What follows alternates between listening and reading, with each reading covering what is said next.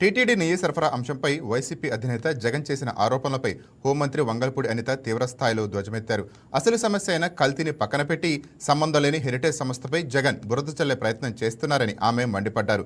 జగన్ ఆరోపిస్తున్నట్లుగా హెరిటేజ్కు ఇందాపూర్ కంపెనీకి ఎలాంటి యాజమాన్య సంబంధం లేదని అనిత స్పష్టం చేశారు. ఇందాపూర్ అనేది బల్క్ మార్కెటింగ్ చేసే సంస్థ అని, అది చీజ్, పన్నీరు, టెట్రాప్యాక్ పాలు వంటి ఉత్పత్తులను తయారు చేసి హెరిటేజ్ వంటి కంపెనీలకు విక్రయిస్తుందని వివరించారు. అంటే ఒక ప్రజాప్రతినిధిగా ఎన్నిక కాబడిన తర్వాత ఎవరైనా మామూలుగా మాట్లాడాలనుకుంటే అసెంబ్లీకి వచ్చి మాట్లాడతారు. కానీ జనాల్లోకి రావడానికి భయపడే వ్యక్తి, జనాలను ఎదుర్కోలేని వ్యక్తి, అంటే ఆ టైప్ ఆఫ్ రోగానికి ఏం పేరు పెట్టాలని ఇందాకే మేము గూగుల్ కూడా చేసాం, కానీ గూగుల్ కూడా చెప్పలేకపోతుంది ఆ రోగం ఏంటో. అలాంటి రోగం కలిగిన వ్యక్తి జగన్మోహన్ రెడ్డి.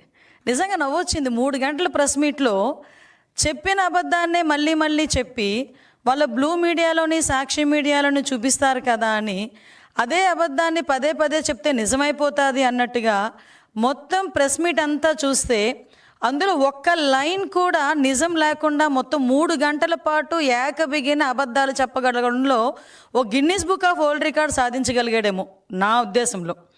సో తను యాక్చువల్గా మామూలుగా చూసుకుంటే అతను ఏమనొచ్చంటే ఒరిజినల్ హ్యాబిచువల్ క్రిమినల్స్ ఉన్న మెంటాలిటీ. పోలీస్ లాంగ్వేజ్లో ఈ హ్యాబిచువల్ క్రిమినల్స్, హ్యాబిచువల్ అఫెండర్స్ అని చెప్పి ఒకటి ఉంటుంది. యాక్చువల్గా అందులోనే మనం హ్యాబిచువల్స్ మామూలుగా మాట్లాడుకున్న ఇతగాడిని చూస్తే ఒరిజినల్ హ్యాబిచువల్ క్రిమినల్. ఎందుకంటే అతనికి బేసికల్గా క్రిమినల్ మెంటాలిటీతో ఉన్న ఈ వ్యక్తి ఎప్పుడు చూసినా క్రిమినల్గానే ఆలోచిస్తాడు, అబద్ధాలే మాట్లాడతాడు.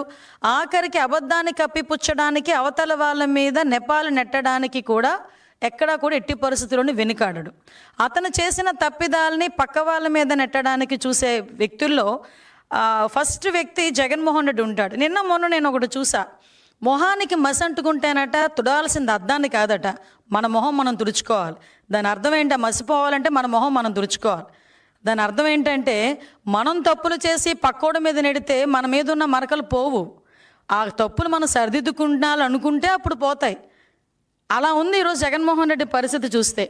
అంటే ఆఖరికి ఈరోజు చూసుకొని ఒక 35 సంవత్సరాలుగా వ్యాపార రంగంలో ఏకబిగిన అవార్డులు సాధించుకుంటూ ఎక్కడా కూడా ఎటువంటి మచ్చ లేకుండా వెళ్తున్న హెరిటేజ్ ఫుడ్స్ మీద కూడా అతని తాలూకా అక్కసును వెళ్ళగక్కడం చూస్తూ ఉంటే నిజంగా ఒక పక్క నుంచి నవ్వొచ్చింది, ఒక పక్క నుంచి బాధ అనిపించింది.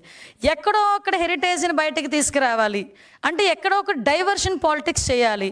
ఇప్పుడు మొత్తం ఆంధ్రప్రదేశ్లోనే కాదు భారతదేశంలో వెంకటేశ్వర స్వామి భక్తులందరూ కూడా ఈరోజు ఆ కల్తీ జరిగింది, మహాపాపం జరిగింది అని గురించి మాట్లాడుకుంటా ఉంటే దీని అంతటినీ సైడ్ చేసి ఎక్కడో ఇప్పుడు సంబంధించిన కొన్ని కంపెనీస్ని తీసుకొచ్చి అదేవిధంగా హెరిటేజ్ కంపెనీ మీద వీటి మీద ఏదో రకంగా బురద చల్లాలి అని